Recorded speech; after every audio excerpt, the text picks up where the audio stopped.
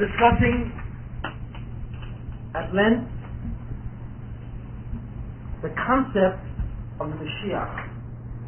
And although many people think that the concept of Mashiach is a very elementary one, some figure will appear at a certain period of time, come from the heavens down to earth, and take all the Jews back to Israel via El Al.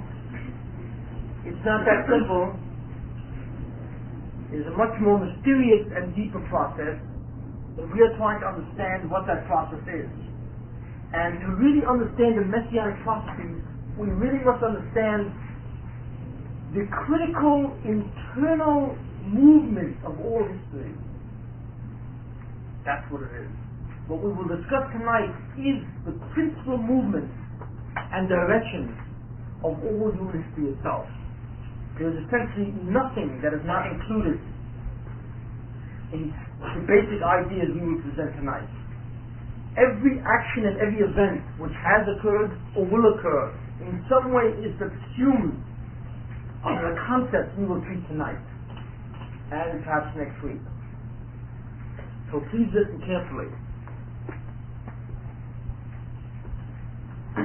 Adam Rishon, the first man, as we said, was created in order to establish an eternity. And he was given the ability to create Olam Haba, the eternal world, the eternal life, which is a world where the revelation or the appearance of God's presence, so to speak, and His rule, His control, His manifestation is clear with total visibility, total conceptual understanding.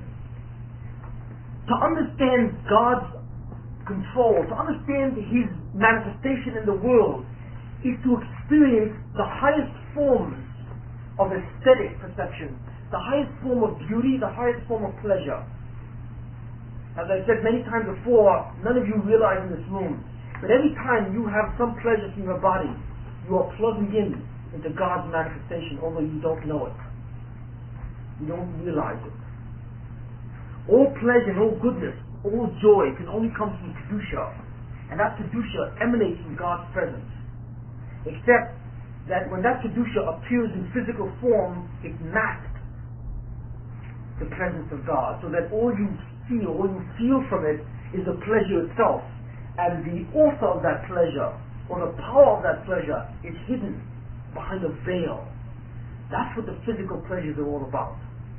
It is you feeding into the power of God without seeing God. And the Bereshit does this on purpose. In the spiritual world, in the world of the non-physical, you plug into the power of God directly with the full recognition of who the source of that power is. You may say, well, what's the difference? What's the difference? Whether I see God's presence or not, so to speak, whether I see at least that manifestation of His existence or not. As long as in some way I'm contacting or I'm accessing His Kedusha, and that Kedusha is producing enormous pleasure or joy, what's the difference? It's on a physical plane or a spiritual plane, you see. The answer is that by accessing God directly, by plugging into His power and to His manifestation directly, the sense of simcha, the sense of pleasure that you have is infinitely greater than when it's hidden. That's the difference. You see. Imagine, for example, if you're taking something in your mouth, you see, you're taking something in your mouth and you're eating some food, and you're taking some kind of drug to deaden your tongue, or make your tongue, the taste buds in your tongue, essentially almost insensitive to taste, unless you are eating them. You'll be able to taste something, won't you? You will. But could you imagine if those sensations were not deadened? That's the same thing. You don't realize it, but the highest form of physical pleasure that you can have is considered deadened pleasure compared when that mask is removed. That's literally what it is. You may think it's incredible, whatever physical pleasures you think that you've captured. But it is an infinitesimal of what you are capable of experiencing once God reveals His mask and you receive the full power of His presence. How is it possible to remove the mask? While you're in that body, that mask is not removed. The body is the mask, one of the masks that hides the existence of God, or the existence of the spiritual world. When God took the neshama and He put it into the body, He hid Himself, because the neshama can no longer access God directly, can only experience that which it can experience through the five senses. It can access the Kedusha of God in a very limited, infinitesimal form. So the neshama said to God, well, what am I going to do in this prison that you put me in? So the Rebbeinu Shem says, I have put you in a prison. Yes, you can see me. It's like you can see me with incredible filters in front of me, and just barely you see my presence. You know what it's like? It's like translucent glass. Glass. You know what translucent glass is? Where it's like smoky in it, so that you can see shapes behind it, but you cannot see clearly what it is at all. You can barely see shapes in it. They make shower glasses out of it and so on. Translucent glass. Light comes through, but not strong enough to see what's really behind that. Really? That's what the body is like. And then the neshama says to God, you put me in prison, which makes your reality translucent to me. I need to become transparent, or else I will never reach the level of joy and simcha which you want. How can I do it? So the Rebbeinu says, I will give you away. I will never take you away from this prison. I will never again take you out of this body. You are in it forever. That's what God says to the neshama. But there is one way that you can break through the translucent barrier and make it transparent. I will give you a power. I will let you access a power that when you utilize that power, you will convert your prison into transparent glass. So suddenly the body will no longer be a barrier at all to my presence and my Kedusha. And then every simcha and every joy you've had till now will be given to you, you see, exponentially greater than what you've ever experienced. So the neshama says, how? How can I do this? How? So the Rebbeinu Shem says, because you can do this by choosing me. By choosing me. I will give you a mitzvah. And if you do my commandments, if you think about who I am, if you direct yourself, if you preoccupy yourself with me and what I am and who you are in our relationship, if you do that, I will then allow you to access a new form of Kedusha. That Kedusha will descend into your neshama, and your neshama will slowly transform the substance of your body, so that your body will become transparent to the spiritual world. And for all practical purposes, you will convert the physical world into a spiritual world. And that will go on forever. And that is called Olam Haba. I've given you a very quick and brief description of what the purpose of man is. Why is that its purpose? So that he can create Olam Haba, or the future world, or the spiritual world, by himself, through his own efforts. So that's the choice that man has. That's the choice. Man, the neshama of man, is put into a world called a world of chisaron. Chisaron means imperfection, lacking, incomplete.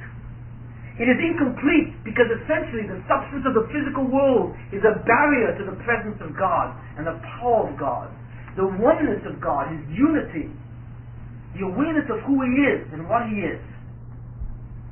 And the beauty which represents His works is hidden behind the barrier of the physical. That barrier was created by a certain force. When God wanted to create that barrier, He created a force and used that power to create that barrier. That force is called the force of Ra, evil. When we see the force of evil, we don't mean some monster that comes and eats you up.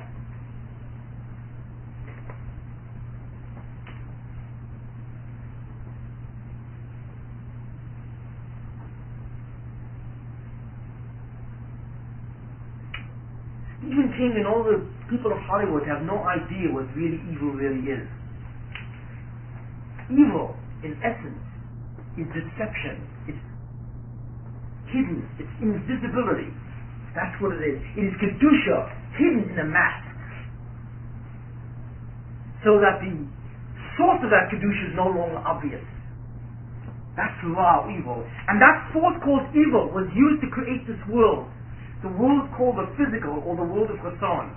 Its essential attribute is the fact that God is missing, or God is invisible in the world. You don't believe me? Look around you. Where do you feel God's presence? You don't. You only feel your own impulses and your own needs. And when you satisfy them, that's all you feel is the gratification. And you never know that that gratification is the power of God itself. Because gratification, being a subdivision of pleasure, can not come other than from the presence of God. Anything good must come from God himself. Anything. Evil is nothing more than goodness presented without the awareness that it is God who's giving it to you. That's all evil is. And the reason why it is called evil, because when it is presented in that form, it is incomplete, it is lacking, it is much slower than what it could be. So the essential condition called Chasson, which is the world of Adam Rishon, the first man when he was put into the Garden of Eden. It is a world where he saw a garden of many trees, but it is a world where the presence of God was not clear. Now, it was much clearer to him than it is to us. Mark my words. Adam Rishon was at a much higher level than we were. But relative to what he was, it was on a much smaller level for him. It was a world created by the force of evil, a world of Chasson, a world where spirituality was translucent to the substance of physicality, a world where the presence of God was absent, and that is called Hester Yichud, or the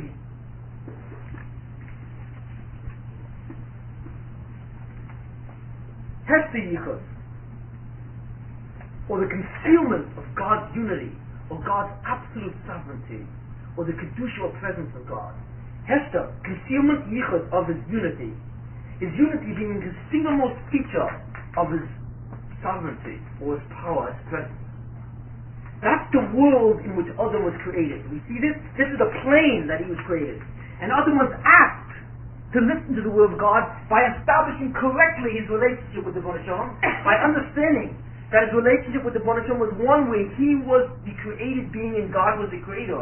That all existence, the power and source of all existence is the Ribono Shel Olam. And because of that, it behooves him to submit to God's will, because by submitting to God's will, he will connect to eternal life or eternal existence. That's the key. Or the other choice is to defy God and to deny him and say, wait, I am also someone and I can also establish some form of independence and power on my own. That arrogance separates man from God and evicts God from the world. So God says to man, bring me back or evict me. It's your choice. And whether or not you bring me back or evict me, that will depend whether or not you will what? Change the substance of your will. I will only reveal myself to you through your body by making it transparent forever, only if you force me to come back. So it's up to you. Therefore, bring me back and create a world called Shleimus. Shleimus means perfection, completion. It is a world where God no longer is hidden by the physical world, because the physical world has been transformed in such a way that spirituality is obvious through its substance, and man suddenly becomes aware of God while he's in the body, without having to leave it. Adam Rishon therefore should bring the world to Shleimus.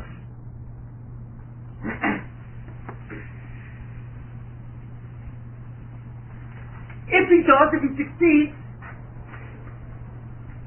then several important things happen. By nullifying the incomplete state of the world, by nullifying the incomplete state of reality, at the same time he would nullify the force of evil. The spiritual force that was used to create the physical world, which is called the power of evil, is also nullified, along with physical substance. Very important to understand. Very important to understand. When you do a mitzvah, when God gives you a commandment, and you submit to that mitzvah, if you use that mitzvah to bring yourself closer to God, you not only destroy physicality and the barrier between you and God, you also destroy the force that created physicality. You destroy the evil force itself. That is what's critical. And you eliminate it from all existence. You see this principle. The performance of a mitzvah destroys all barriers and the forces which we use to create the barriers. Now, in the technical language, and I'd like you to get some familiarity with the technical language of Hashkafa, evil is called the Hebrew Ra. It is also symbolized by the Nachash. And we all know what the Nachash is. The Nachash was the serpent that seduced Chava, or Eve, to disobey God's will. That serpent was an animal who was a seductive force who had the power of evil in it, and used that power to seduce Chava. The destruction, rather, the observance of God's mitzvah, getting close to God, listening to Him, developing a relationship with Him, understanding you and Him together, destroys physicality, destroys the evil force, or destroys the Nachash. It destroys the Nachash. That's the technical language. That's a Kabbalistic word. All the Nachash means. But the destruction of the Nachash, or in Hebrew as it said, the Tikkun, meaning the rectification, or the correction of the Nachash, is the annihilation of evil in the world. So this is really what it is. I don't know what you people think what's going on, or what you people think about evil, or how you think about it. But it's much simpler than you think. You have the ability to annihilate the evil force. Because it is the evil force that was used to separate you from God, and that's all that evil is. Evil is nothing more than the separation from the source of existence. Because if you separate yourself from the source of existence on a continuous basis, you will self-destruct. That's why it's evil. If you annihilate evil, you annihilate the barrier, then what happens is you connect to the Baruch Shem, you connect to the source of existence. That is the Trinity. It's no mystery, it's no game, it's very simple. God is the eternal battery. Either plug into him or don't. If you put a resistor between you and God, so that the resistor lowers the current or the voltage or whatever have you, that resistor between you and that battery is like the physical world. Only a part of the current comes through. If you do a sin, then what you do is you raise that resistance up to such a level where suddenly it blocks all current. And then what happens? The appliance goes out. No current, no light, no heat. Because you've raised the resistance level. And you've shut off the current. If you listen to what the Baruch Shem says by establishing yourself with the mitzvah, you take out the resistor, so the full blast of the current comes through. Everything comes in. And therefore what happens is, you shine in total perfection. The resistor is the force of evil. And depending whether or not there is a resistor, that will tell you how well the appliance works. If there is no resistor, and the current is at full power, the appliance is working at full efficiency. It receives the full light that's possible. Or rather, it emits its full power. But, if you put the resistor in, then you black out a certain amount of the current, suddenly the appliance is at half efficiency. That half efficiency is called physical reality. That's what physical reality is. It is a world which is created by a lamp, or rather by a battery, at half efficiency. And if you do a sin, you raise the resistance level completely, and you shut off the current. The appliance then goes out. I think this is a very accurate metaphor for what we're saying. But that's essentially what it's about. And that was the purpose of Adam Rishon, the first man. He was put in the garden with this task, and he was said, destroy the resistor, destroy Ra, destroy the Nachash. Correct the Nachash, remove, destroy that force which is trying to seduce you, build a world of Shlemus, a transparent world, and reveal the presence of God, which is called Dilui Yehudo, or the revelation of God's will. That is eternity. That is also referred to as something else. Yes. The first man who was created, Adam Rishon, had the power to do everything by himself, because Adam Rishon, the first man, included all souls. So he had the power alone and individually to destroy the Ra and to elevate the physical world into a spiritual world called Olam Haba. When he failed to do that, that task was given over to his children, so it became a collective task. So no one person can simply destroy the situation by himself. No one can do it. All people have to do it together, but you can destroy your own situation. Each one, in a certain sense, it's like a series of bulbs in parallel. What it is, it's in parallel circuits. So that what you can do is you can destroy your own light without destroying someone else's. Each person has the ability to annihilate himself and self-destruct. But you also have the ability to help someone else. You do. You have that ability. Well, if you teach them, if you show them by example, if you attempt to influence people to do mitzvahs and so on, then you can assist them. But ultimately, it is an individual task. You cannot do their job for them. You can't put on tefillin for somebody else. Can you? Can you say, I'll eat kosher food, but you can eat clay, and you'll get my credit? Can't do that. It's impossible. There's something you can say a bracha for someone else, right? You can fulfill someone's obligation for Kiddush, you see? But what else can you do? You can't put on tefillin for someone else. Can't keep Shabbos for somebody else. No. Most mitzvahs are an individual affair, and they have to be done by individuals. You see? So therefore, the existence, the survival, or the destruction of an individual is based on himself. It is. But you can help a great deal. These are the words, these are the concepts. Very simple.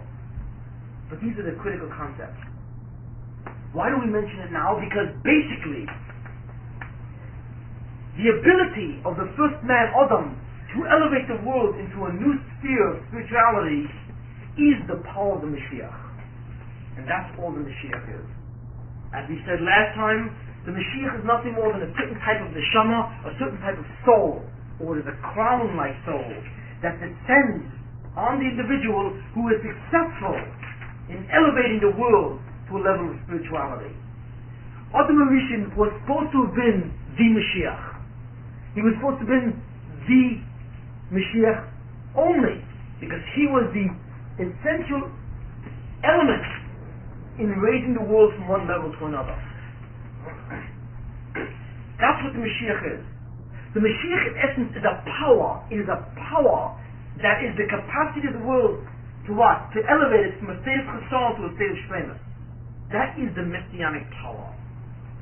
And whoever first utilized that power is the Mashiach. That's really what it's about. So fundamentally the Mashiach is not an individual. He is a process. It is a process. It is an achievement. You see.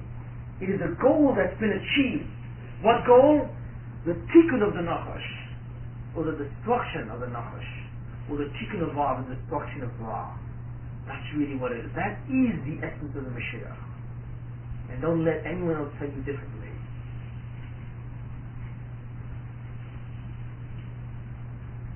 The man who succeeds in that task becomes what we call the Melech HaMashiach, or the King Mashiach, the Messianic King.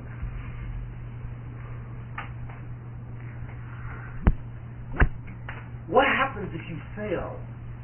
What happens if You fail, like Adam Rishon failed, and this is the other critical part. Adam Rishon failed to do what he was supposed to do. He failed to elevate the world. You see, what then do we have left?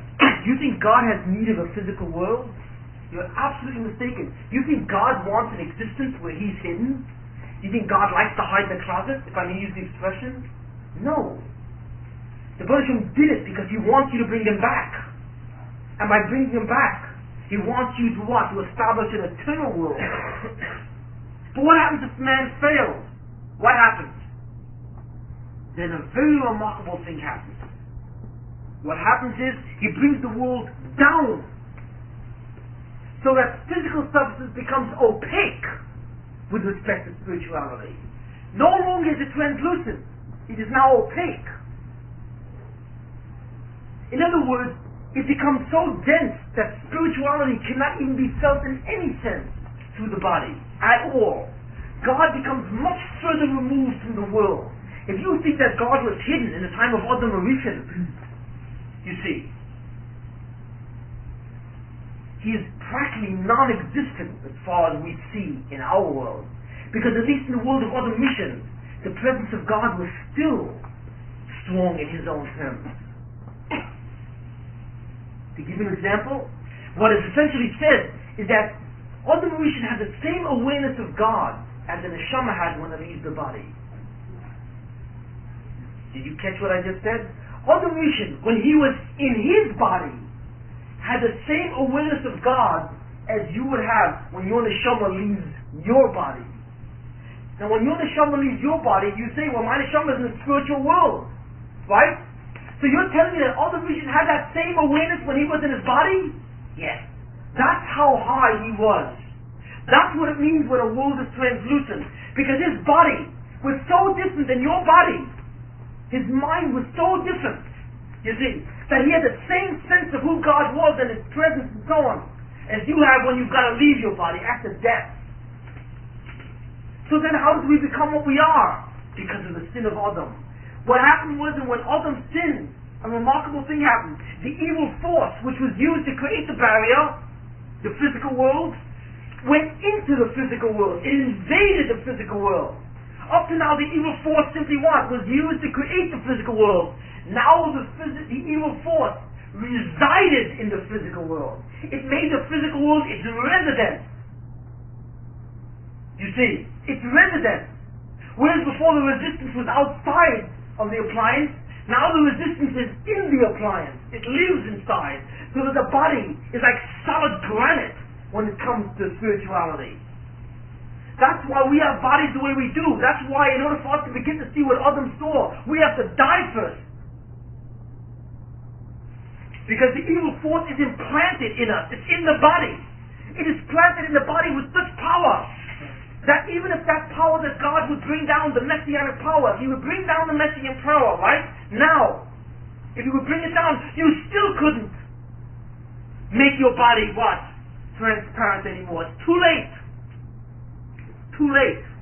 The body has been corrupted by the evil force in it. That corruption is called in Hebrew kilkul, or damage. That's the word, kilkul. The body is opaque with respect to spirituality. The evil force which resides in the body is called tumah, or more specifically, it's called zohama. Zohama. Zohama means impurity or defilement. That's the word. Zohama. This is the famous word. When Adam sinned, when Adam and Chava sinned, what the Gemara says is that the Nachash of the serpent, Kitabo Zohama, the serpent projected tumah into the world. What does that mean? It means that the evil force expanded. It expanded enormously and went into all of physical reality. And when it went into the physical body is no longer subject to becoming transparent. It became damaged, it became opaque. But that isn't the only damage that was done. The other damage was that the evil force surrounded the neshama and stole its light. the spiritual power of the neshama to receive this light from God, to transform the physical world, was also taken away from it. And the evil force went in and came around the soul as a shell called a klipa. Klipa means a shell in Hebrew. Klipa. So that the evil force went into the body, lowered the physical, or enhanced the physicality, and surrounded the neshama. Like a darkness surrounding the neshama, so that the neshama no longer has the ability to draw down the parts of light which it needs to transform this from chasson to shleimus. That's the spiritual damage that was done. What is the darkness doing around the neshama? Why is there darkness around the neshama? Because whether you realize it or not, that evil force uses the power of the neshama or the light of the neshama as its own food. The force feeds on the neshama like a parasite. And as it feeds, it becomes strong. And it blocks the neshama's ability to access its spirituality, to break from the prison of the body. It can no longer change physical reality because its own power is blocked. Besides the fact that the body itself is damaged because the evil force is in the body. The evil force surrounds the neshama and what? And nourishes itself on the power of the neshama and makes the neshama incapable of even using any spiritual power. That's the power of Zorma. Evil and goodness are combined, so that evil and good, the power of darkness and light, have now become one. Very important to understand, they have become one. There's a mixture, a very powerful mixture. With Adam, before he sinned, there was no mixture. Evil was evil, and goodness was goodness. Kedusha was Kedusha. Adam's soul was purely Kedusha. His body was neutral. His body was physical. It was incomplete, but it was neutral. It had no evil in it. It was simply a neutral item. His neshama was holy. And the evil force existed outside of the world. And it tried to get in. And when Adam sinned and defied God, when he believed what that evil force said through the temptations of the Nachash and the serpent, then suddenly he didn't realize he opened up the Pandora's box. You see, that Greek myth, whether it realized it or not, is the sin of Adam. The Pandora's box was opened, and when it was opened, the evil force rushed in. It rushed into the body, and it rushed in on the soul, and it stole the power of spirituality.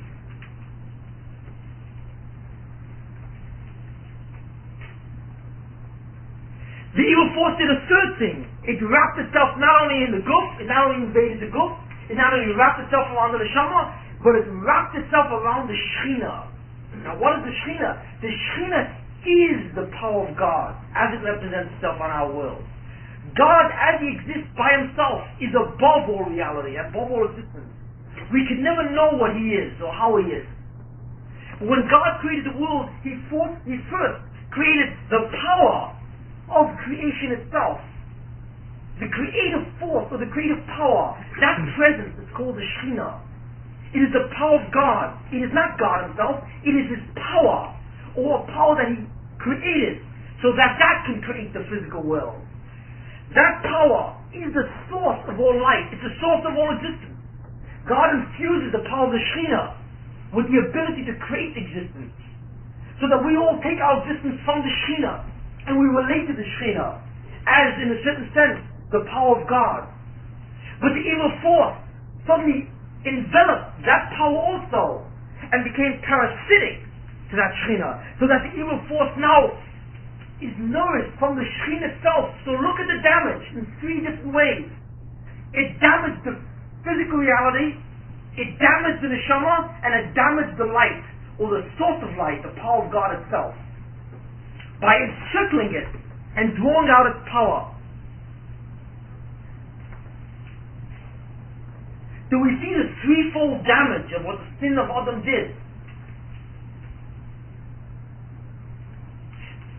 Looking at it from another standpoint, it's the power of what? It's the power of perfection, or the power of transformation to transform the world. It is the messianic power. Then Adam took the messianic light and gave it to the Satan. That was his gift. That was the result of the sin. He gave the messianic light itself. Because that's the eternal light. That's the light of all what? That's the light of eternity. It's the light which will produce all the spiritual worlds.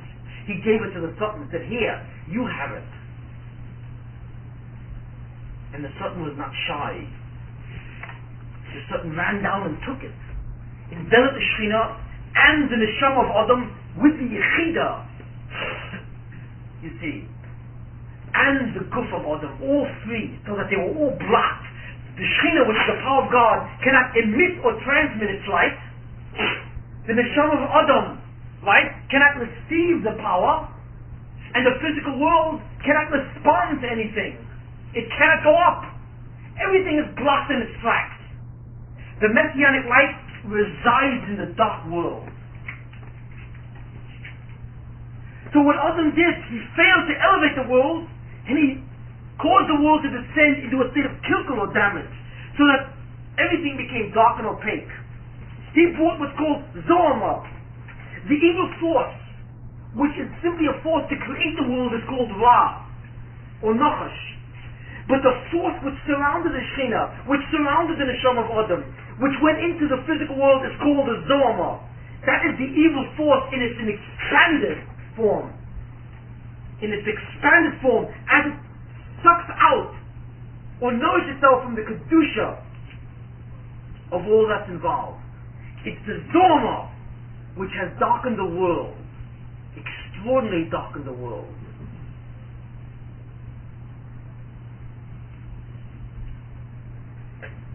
Now the question is, what do we do now? We've got big problems. Big problems. Because if you think that Adam had a problem before going from Chesed to Shleimus, if he had a problem going from translucence to transparency, what does he do now that he's totally opaque?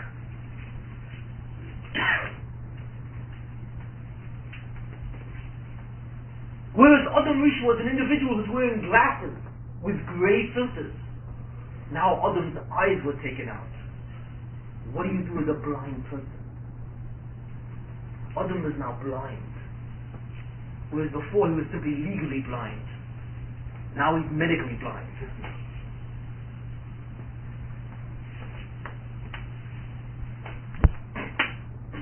Let's understand this. Let's understand this. If the source of all light is the Shekhinah, if the source of eternal existence is the Shekhinah, if the capacity of the Neshama through the Yechida, through its messianic crown, is to sustain itself in eternal existence, if the ultimate objective is to raise physical worlds into spiritual worlds, right? And if the sin of Adam darkened the world by allowing the evil force to surround all of these entities and invade all of these entities, what should have been the result of creation? What should be the result of God's world? Really? No world. No world. Annihilation. That's what should have happened. That should have been the result of Adam Rishon. To surround the Shekhinah is to destroy existence. That's really what it means. If the source of existence is the Shekhinah, surround it and that's the end. Shut the switch off. Right? If I want to destroy an appliance, right? I can shut the appliance off, but then I can go over to the generator and break it down. And that's the end of it. I don't have to touch the appliance. If I shut off the generator, that's the end of the appliance. You see? But if I shut the generator off, and I shut the appliance off, and I rip the wire in between, no way is anything going to ever happen again. No way. You see? And that's what should have happened. That's what should have transpired. The world should have been annihilated. When I mean the world, I mean all of existence. Because that was the mechanism, that is the consequence of sin. The consequence of sin is defying God. The consequence of sin is creating barriers. The consequence of sin is to what? Is to exacerbate the chasson to such a degree where it becomes kilkel, so that whatever barriers existed before becomes permanent and becomes secure and becomes all pervasive. It expands the barrier so that not everything is closed down. Well, if everything is closed down, au revoir to existence. Adieu. And that's it. Sayonara.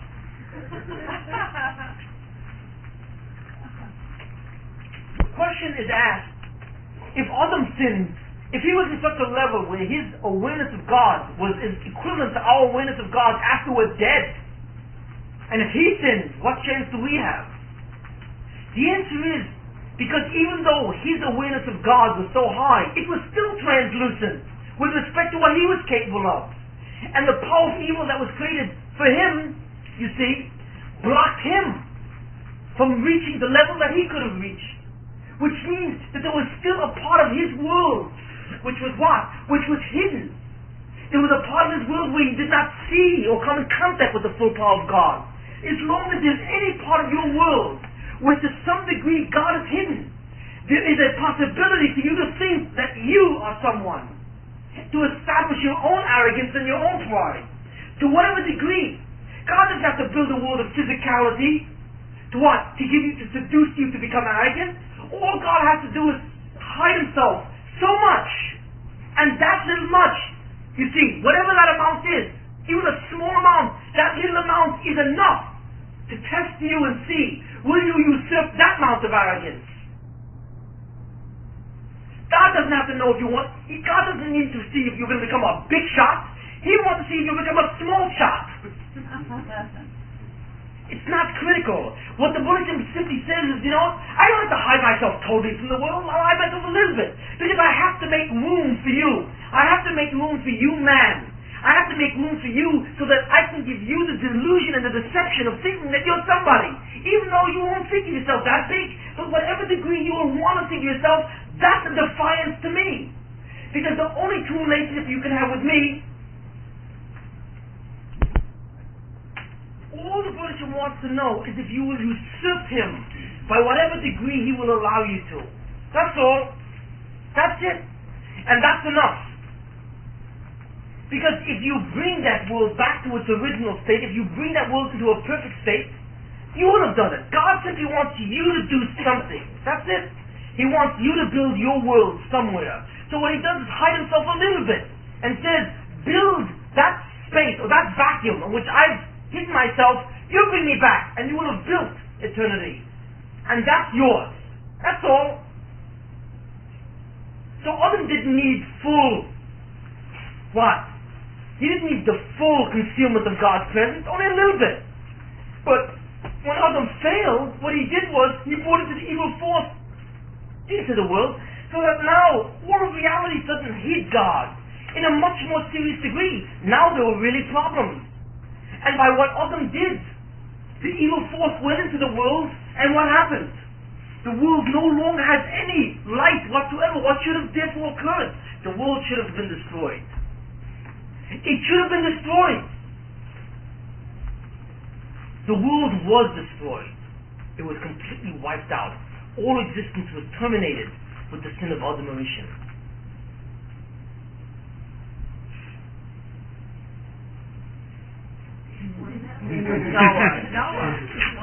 I just wanted to see how long or how gullible this class was. We were just waiting. No, okay. Yeah, Obviously, the world was not terminated. There are people who try to walk around as if they've been terminated. I've seen a lot of such people. But the assumption here is that people in this class have at least retained some level of consciousness.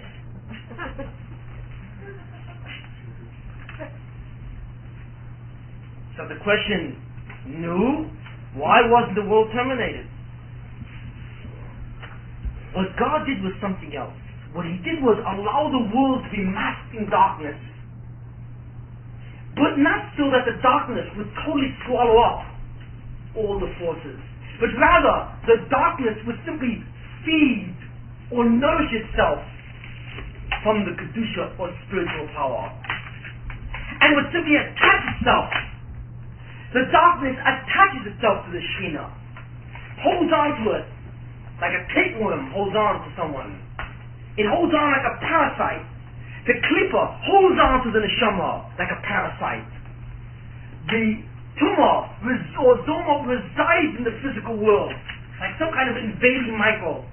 But all it can do is live in there. It lives in there by feeding off of there. But it cannot totally vanquish it. You see.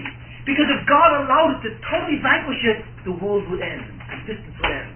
God simply therefore allows an alien existence to reside in our world. Why? Because the Banisham now says, get rid of it. The first thing I said for you to do was to destroy the evil force completely. Didn't I? Didn't I say this? Didn't I say that what I want you to do is to destroy physicality? Didn't I say that I want you to listen to my will, bring me back into the world, take the power down, destroy physicality, destroy the force of Ra, destroy the force of evil that was used to create the barriers? Didn't I say that? You failed to do that, so now evil is your domain. So I'm going to give you another task. And the other task is, free yourself. Free yourself from the evil. Task number 2. God prevented the evil from annihilating reality and simply allowed it simply to what? To dominate reality. So the next task that man has is to free himself, to liberate himself from the rule of evil, you see. In other words, remove the kilko, destroy the Zorma. That process or that activity, what this is called, the process of freeing the Shekhinah, the process of freeing the Neshama and freeing physicality from this tumah is called the Tikkun of the Zorma. Tikkun of the Zorma. It is also called Tahara. Tahara means purification. The Tahara of the tumah, the removal of the tumah of the world. It is a separate process. Tahara. God says, purify the world again. Meaning what? Don't elevate it. To elevate means to bring it to a state of Kedusha holiness. God doesn't say that. God says, now what you've got to do is purify it. Get the tumah, get the evil force out of existence. Now what happens when you get out of existence? Does that mean that the world will automatically be in a perfect state? God says, now the task is to what? Is to remove the tumah or the Zorma from the world. You see. And once you've done that, you will establish the world from an opaque state back to a translucent state. Because you have to remember, the force of evil was external to existence. It was simply used to create an inferior form of reality called the physical world. But it still was external to existence. The sin of Adam took the evil force and made it internal to existence. So what God says now you've got to externalize it out again. And once you externalize evil, the world's existence again will be in a mutual state, and then you've got to do the second task, which is what? Which was what your original task was, to elevate it to a level of Kedusha. You see what I'm saying? So, the sin of Adam did two things. By Adam sinning, not only did he fail to raise the world from a level of Chesed to a level of Shleimus, not only did Adam fail to what? To raise the world from a translucent level to a transparent level, but he did one worse. He brought it from a translucent level down to an opaque level. Instead of going up, he went down. So whereas before he was one step away from his objective, now he is 2 steps away from his objective. So what the Banisham said was, what your sin has done is brought you another step away. Whereas the first step was simply to remove the barrier called physicality, the second step is now to externalize the evil presence before you can remove the barriers of physicality. Do we see? That's the second step. Tahara. The second step is called Tahara.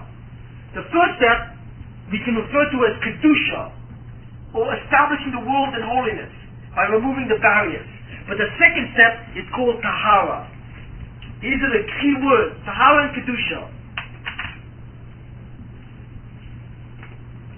Whereas the sin of Adam combined good and evil, light and darkness, into one entity, because now evil was internalized. So now it's one entity. This is what's called a mixture, or arvuvia. What God says to man is, separate the two again. Be mavdil ben HaKodesh l'chol. Mavdil, separate, Havdalah. That's the key. Havdalah. You see, before you can elevate what? The Kedusha, first you've got to separate now the Tumah from the Kedusha. We see therefore the two different processes. We see that the process that Adam was involved in before he sinned is very different than the process that he was involved in after he sinned. Before he sinned, Adam was involved in bringing the light down from the Shekhinah, to bring the power, the spiritual force and power down. From what? From on high, or from a spiritual presence. To bring it down so that you can raise the world up. But once he allowed the evil to come into the world, then it's now the task to do what? To take this Kedusha, not bring it down, but rather to bring it back from the evil. He has to now what? Go into the evil itself and extricate it from the domain of evil itself. And you can see from what I'm saying that I'm dealing with a very ominous process. You see.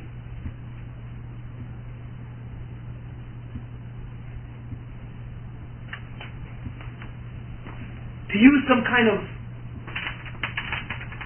fantasy thing, whereas before the magic ring lay at the end of a forest, and he had to go through that forest and get to that magic ring. You see, by his sinning, he allowed that magic ring to fall into the hands of the darkness, of the Satan, the satanic force of darkness. So that ring doesn't lie at the end of the forest, it lies in the castle of darkness. It is much more difficult now to get that ring out, isn't it? But that's now what Adam faced.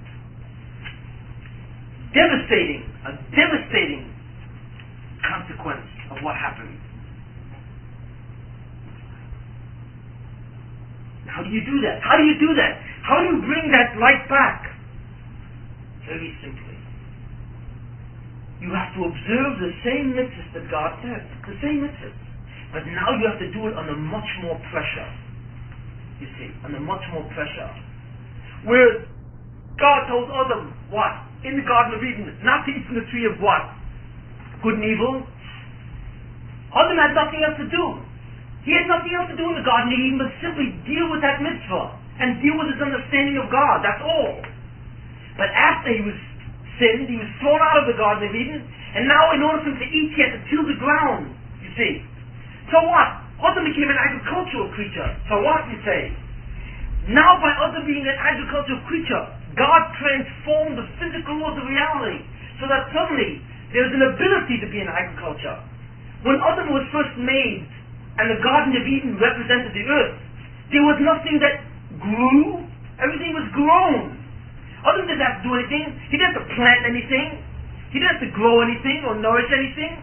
He didn't have to harvest anything. It was all prepared. The world physically, chemically and biological was in a state of maturation. Adam Rishon was created when he was 20 years old. He never had to grow up. Adam didn't have a father and mother. There was no growth or developmental process. Adam didn't have to learn his ABCs or learn how to walk or talk. Adam was 20 years old when he was created. He was a mature person. The world was created as a mature reality. You see. All Adam had to do was to take the world from its maturity and elevate it to a world of perfection. But when Adam sinned, he dropped the world down into a concept, into a state called immaturity. The concept of immaturity never existed before Adam sinned. Nothing was immature. Nothing grew. Nothing grew up. There were no babies before that. No animals had babies. There was no such thing as a baby. There was no developmental sequence. The world changed, so now there was a developmental sequence from the immature to the mature.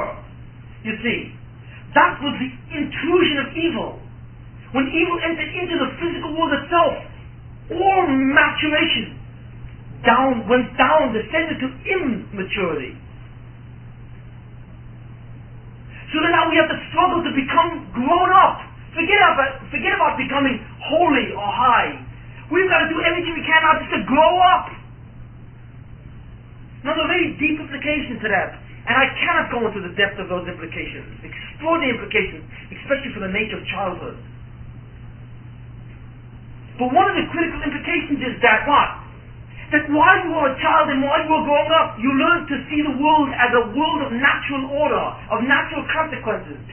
So you learn, you become involved in the deception of what's called physical reality and the laws of physical reality. You see, by the time you become an adolescent, you're totally accustomed that the world is a place of natural law and order, that God doesn't really run the world runs by itself, because you've had 15 to 20 years to see the world as it is on its own. You see, it is now more difficult for you to bring the concept of God in the world by making Adam into an agricultural man. You see, what happened was an extraordinary thing. Adam now has to work for his food. So Adam now sees that when he opens up the ground, he plows the ground, he puts the seed in, he begins to see that the thing starts to grow. So he says, why is this growing? What's the power that makes this grow? And he begins to think, wait a minute, what makes this grow is the world. The world has its own natural laws. It obeys its own laws of cause and effect. Therefore the world runs by itself. Adam now has the possibility of deceiving himself that God was even further distant than he was before.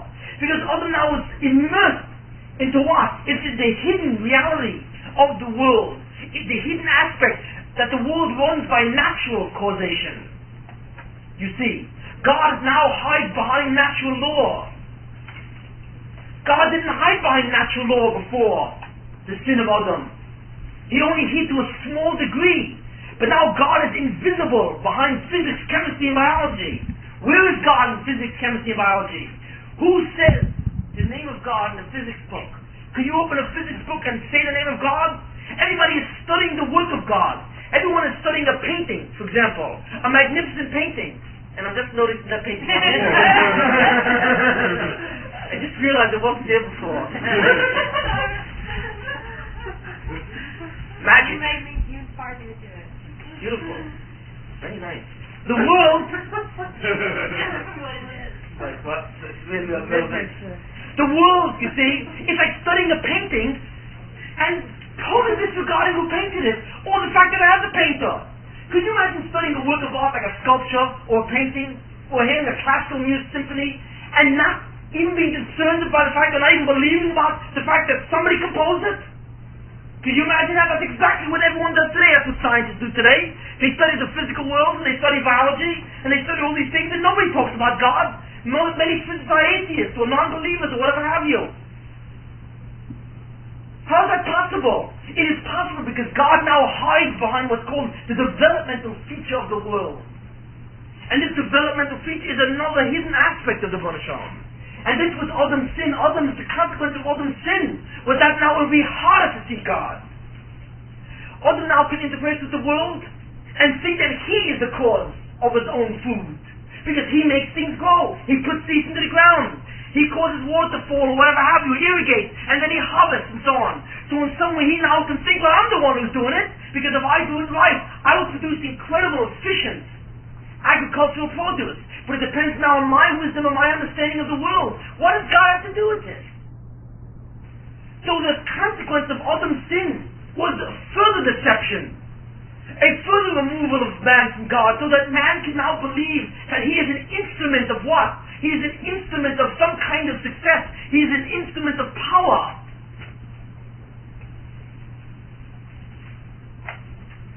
So the wages of sin, you see, is a further concealment of God. And how does God conceal himself? By allowing man to become vulnerable to more and more arrogance. That's how God conceals himself. Now why does he do that? Why? Because that's what I'm talking about. That's the only way to save the world. If you bring the darkness in, you destroy the existence. So the only thing that God did at this point was allow the evil to come in, but not to annihilate it, but simply what? Simply to dominate it. But how does evil dominate the world? Evil dominates the world by what? By pushing God further out. And when evil pushes God further out, how does it do it? By pushing man further up, making him more vulnerable to his pride and arrogance. That's what it means that evil comes into the world. God allows the presence of evil, you see, to promote its own existence and its own cause. And it does that by simply removing what God does and allowing man The what? The seductive possibility that he thinks that he is the God, and he is the one that runs the world. That's what it means. That's what it means when we say Zoma. The ultimate power of Zoma, the ultimate power of the expansion of evil, you see, is what? Is the increased sensitization of man to his own power, and his own arrogance, and his own egomania. That's what Zoma is. And how is that done? By letting man become more and more control over his own world. You think that the fact that we have such power in scientific technology, you think that's a blessing, you see. In a way it is. The fact that man can't understand the world and produce items and things and products which are beneficial to man is a blessing. But it's an incredible curse. Because the more technologically oriented and proficient man becomes, the less he needs God. The more he's willing to believe in his own power and his own ability. That's the thing. That's why technology has within it its greatest curse. Of course it has in it a blessing, but technology as it's given to man destroys man.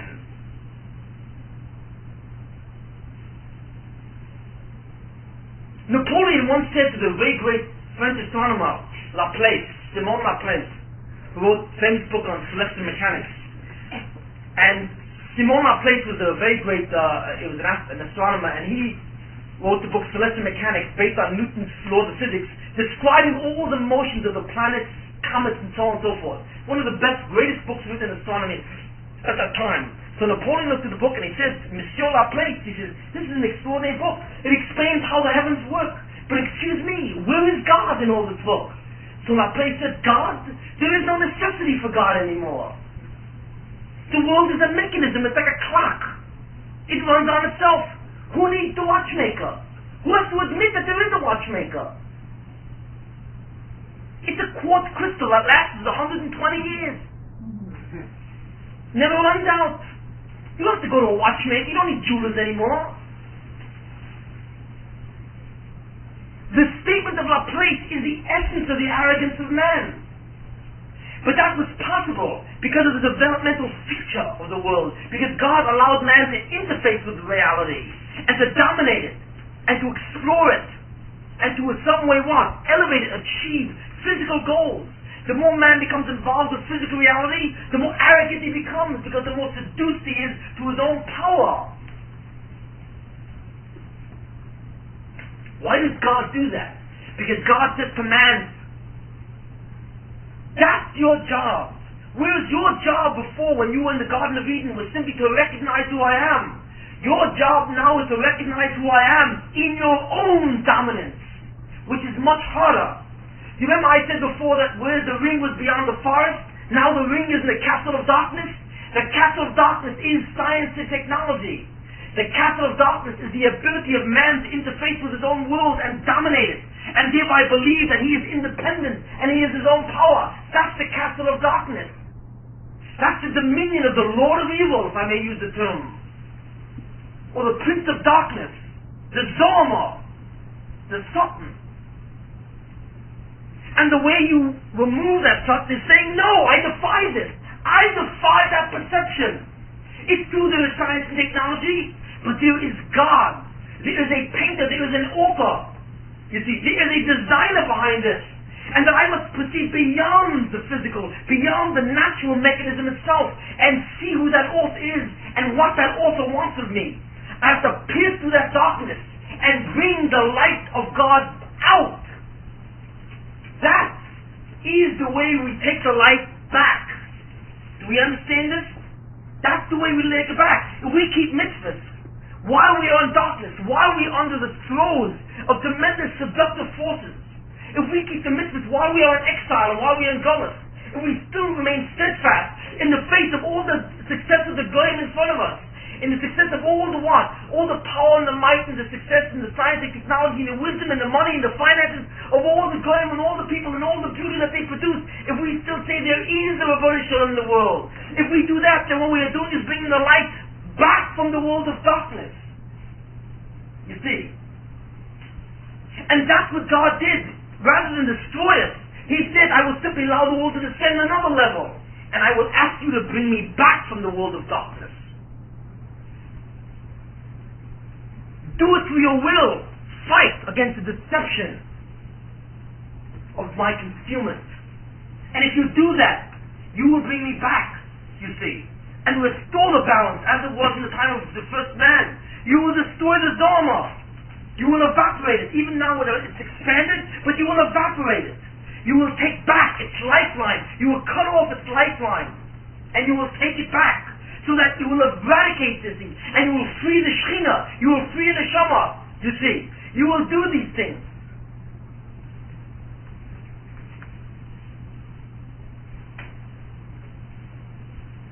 If you fail to do it that way, then what's left? So then the Rebbeinu Shem says, if you fail to do it and you fall, do repentance. Repent. If you repent, you can still take it back. But if you fail to do it that way, then God says, I will take myself out of this thing. I will free the Shekhinah for you. But if I have to free the Shekhinah, you will suffer. Because the third way is the most difficult of all. It is suffering and punishment that God brings on man. You see.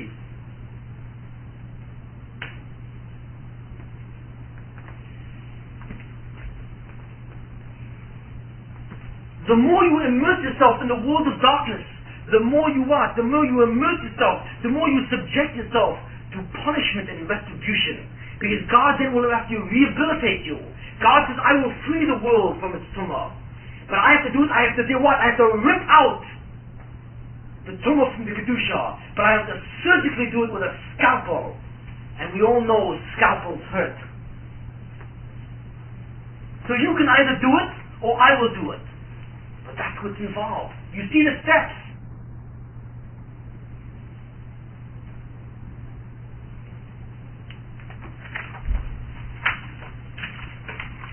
What is that called? What is that extrication of the light from the darkness called? If the descent, bringing the light down from the spiritual sources, from the Shekhinah, to what? To elevate the world. If that's called the Messianic power, then what is the power called to take back the light from its darkness? That's also called the Messianic power.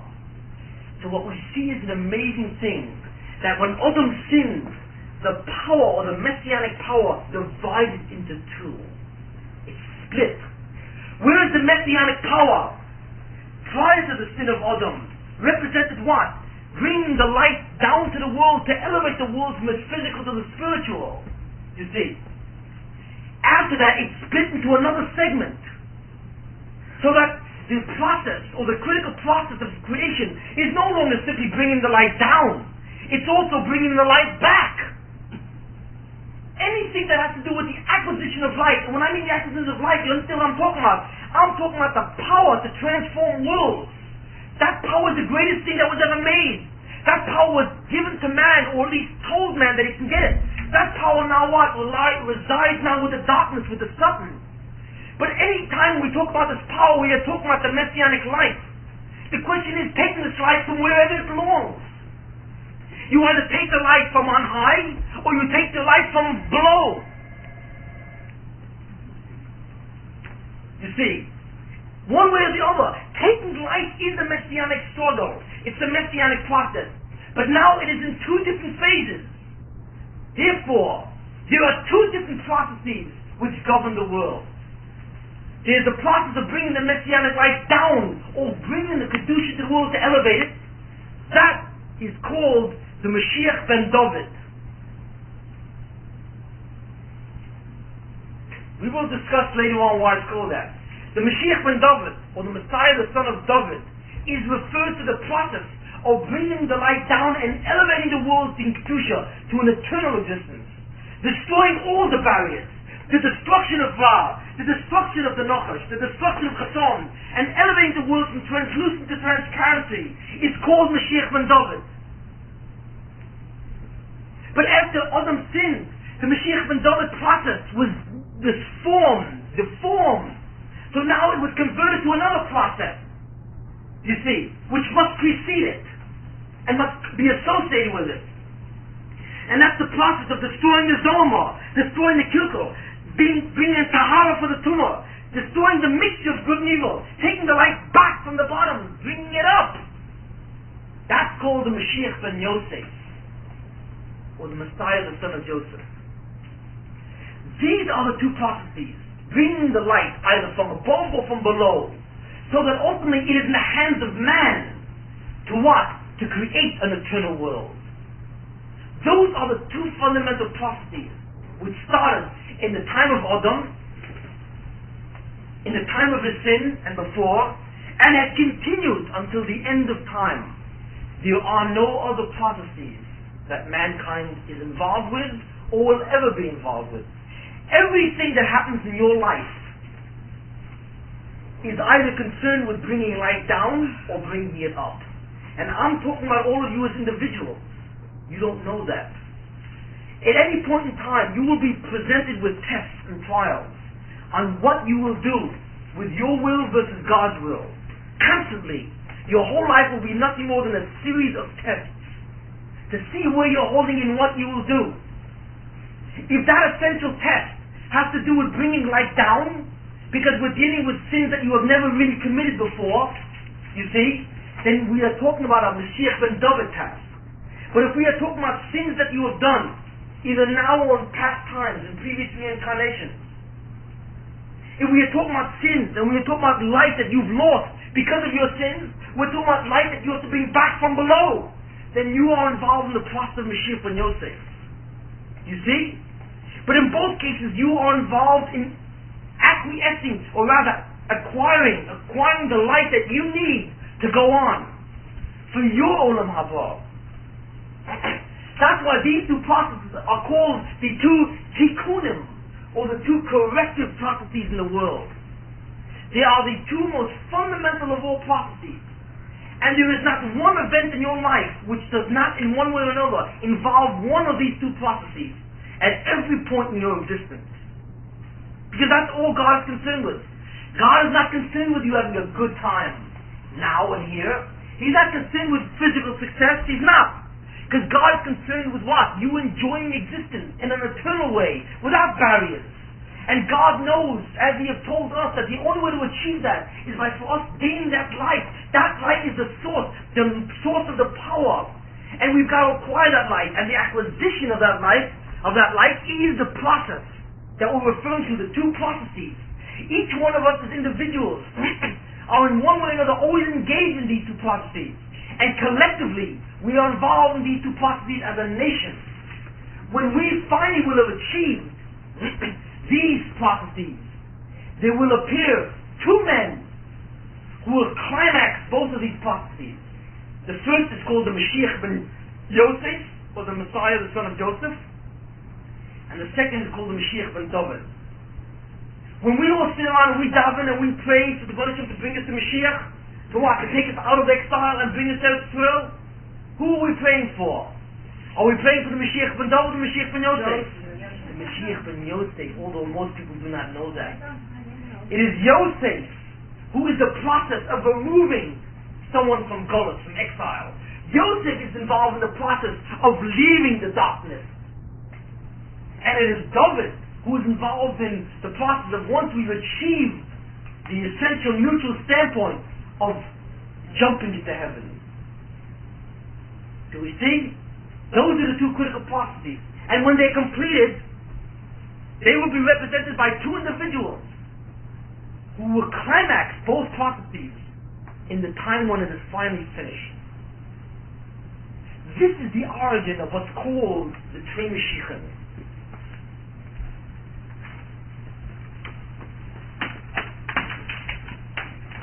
The Trei Mashiachim, in Aramaic, Trei means two, Mashiachim means messiahs.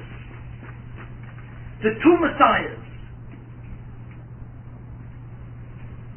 The Medrash, the Talmud says that there are two messiahs, and no one knows why there are two messiahs. What do we need two of them for? One is enough. Now you know why. We need two messiahs because both represent different facets of the process of tikkun, of rectification, of correction. That's why we have them. And that's why both represent and climax a different aspect of that process. You see, one after the other, and together. They are two men of extraordinary powers. Extraordinary powers.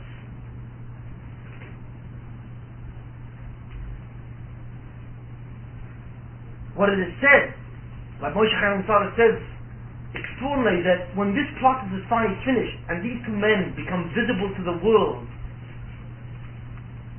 just to be in their presence is instantly to become aware of the presence of God as if you were in the Beit HaMikdash. Because the Shekhinah rests on them as people, and that's unheard of. The Shekhinah only rests on the Beit HaMikdash, on the temple. The Shekhinah never rested on a person in that way. But on these two individuals, and on Moshe Rabbeinu, but on these two individuals, the Shekhinah rests, so that no individual, you couldn't even approach them without literally being in awe.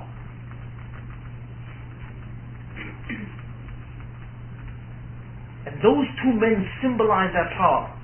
We will of course evaluate and go into what these two men are. There's a great deal to be said. We've only touched it. But you know something which is very, very mysterious, and which unfortunately there are very few people on the world that know, period. Very few people who are living today know why there are two Mashiachs, or what they're about. You see. And we're very fortunate that we have this information available to us today, albeit in a difficult way. But we have this information, and essentially Moshe Chaim Luzzatto was the one who's revealed the greatest deal of this information. But the key concept is what I just told you, that the two Messiahs are two processes of tikkunim that are the most fundamental processes of all existence, and they occupy every second of your life, although you don't know it. You do not understand it, you do know it. Every time you suffer or you have some anguish, you are in some way being involved with the process of Yosef. And every time you do a mitzvah and you're able to be Nesoyim, you hold against some kind of type and you do a tremendous mitzvah and you withstand the seduction of what? Of the forces outside which attempt to make you sin, you are doing something called David.